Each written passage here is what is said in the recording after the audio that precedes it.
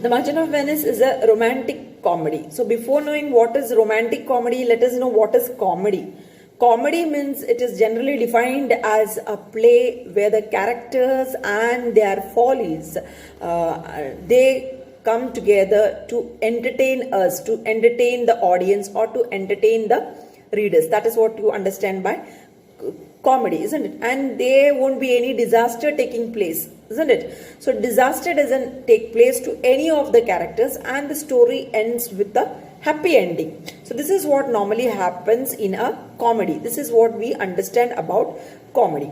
But you can see Shakespeare and his contemporaries went a little more ahead of it, and they went to reinvent something called as the romantic comedy. Okay, so wherein there are two things together. So romance between a male and a female, and at the same time comedy. So there won't be any disaster in it. It will be ending with a happy ending, like how we term the comedy is.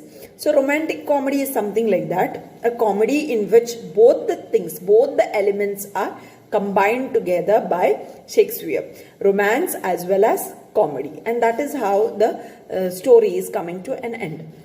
But this create a suspense in the audience, suspense in the readers. But the outcome is known to the readers or the audience. They will be knowing what will be happening. It will be definitely ending with a happy ending. Okay. So here, this particular romantic comedy is also ending in a fruition of marriage. Okay. So it ends fruitfully with the marriage of the hero and the heroine.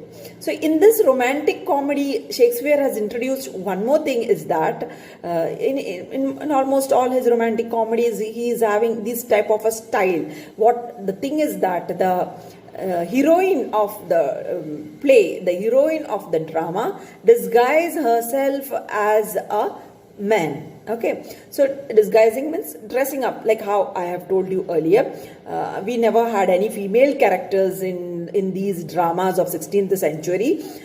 That time boys used to dress themselves, disguise themselves as women. Okay, so same way the women character, the female character, the heroine of the drama disguised herself as a man for some completion, for the solution of certain problems, and finally she ends up with a good ending. That is what you can see over here. Okay, so that is what the difficulties of herself and the lover ends up fruitfully in a happy ending. So this is what you can see in this style of romantic comedy. That is about romantic comedy.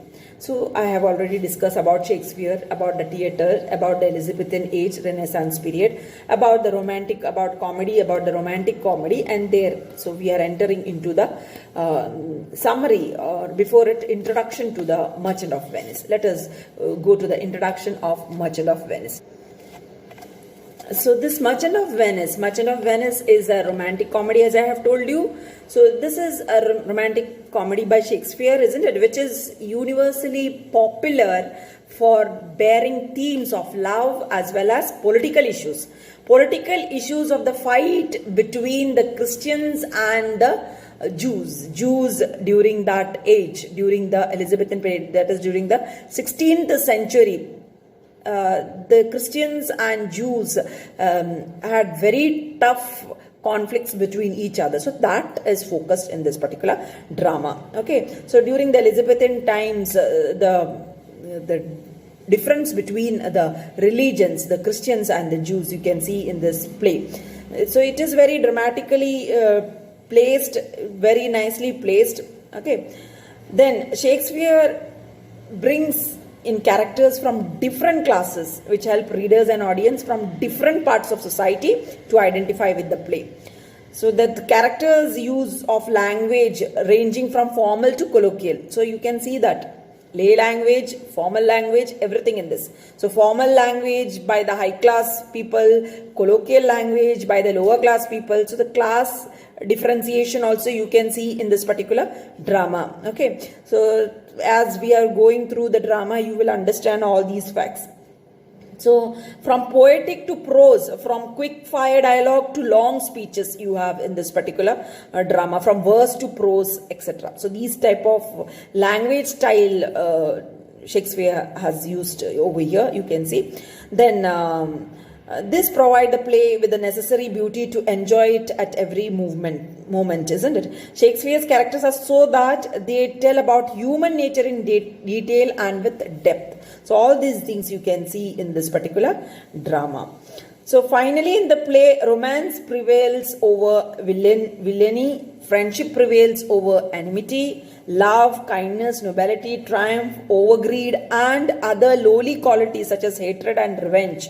So all these things you can see in this drama. So all the qualities of human being you can see in this particular drama, Merchant of Venice. Then you have the characters. Let us go to the characters of Shakespeare. The characters of this drama are, you have Antonio, he's a merchant of Venice. Then you have Bassanio, his friend, his best friend, suitor to Portia. Then you have Gratiano, another friend in love with Nerissa. Nerissa is Portia's servant as well as her friend, maid servant and her friend. Then you have Lorenzo, another friend who was in love with Jessica. Jessica is Shylock's daughter. Then Salarino, Salanio, Salario. These are all other friends of Antonio and Bassanio. They are common friends there. Gratiano is one friend which I have mentioned over here. Then you have Leonardo, servant of Bassanio you have over here.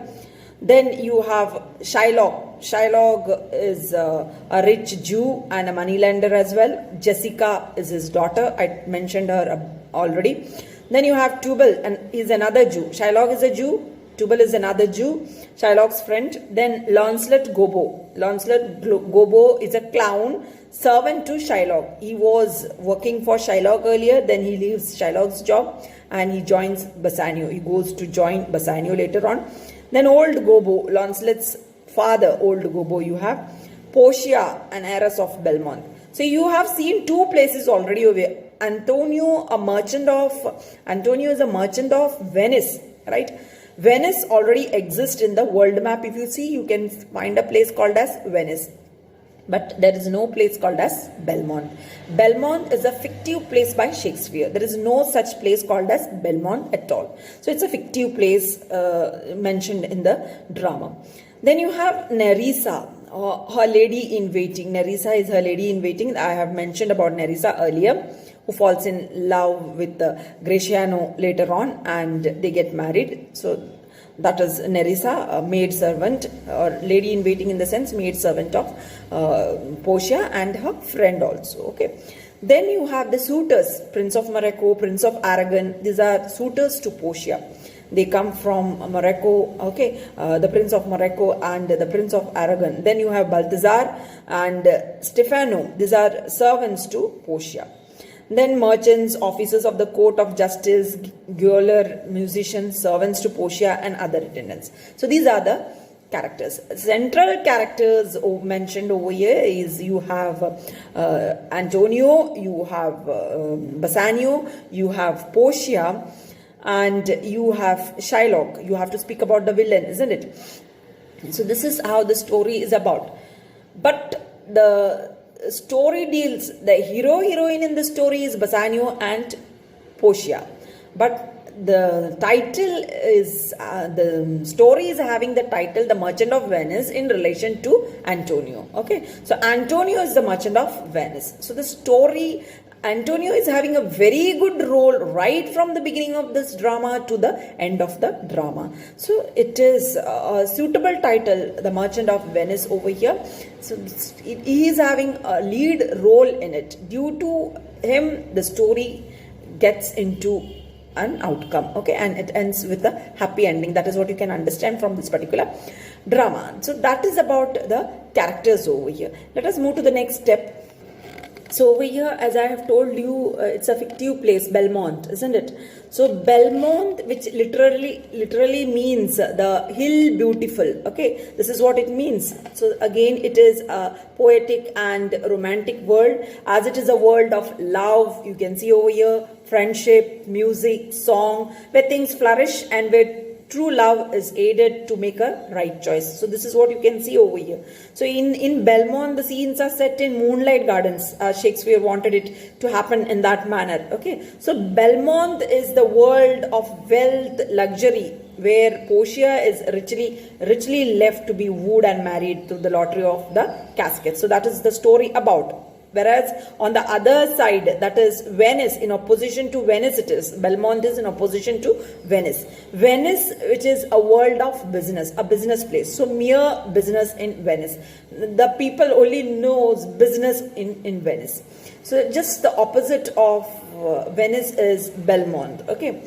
And then you can understand one thing in this particular drama is that noblemen during the Elizabethan age, which was a time wherein they used to live a splendid and extravagant life. Okay, they used to enjoy to the fullest of their wealth. No savings. They never wanted to save it. They used to. That is through the character of Bassanio you can understand it. Okay, he had an extravagant life. So that is a character what Shakespeare has introduced. So the nobleman of that time, Elizabethan time, is introduced. Shakespeare had introduced the nobleman of the Elizabethan era with this particular character Bassanio. Okay, so introduction of Bassanio itself is given like that as an extra splendid person, extravagant person. Okay, that we'll see to it later on in the drama. So with these things, I'll just wind up for today. I'll be back with the remaining explanation in the next class. Thank you very much.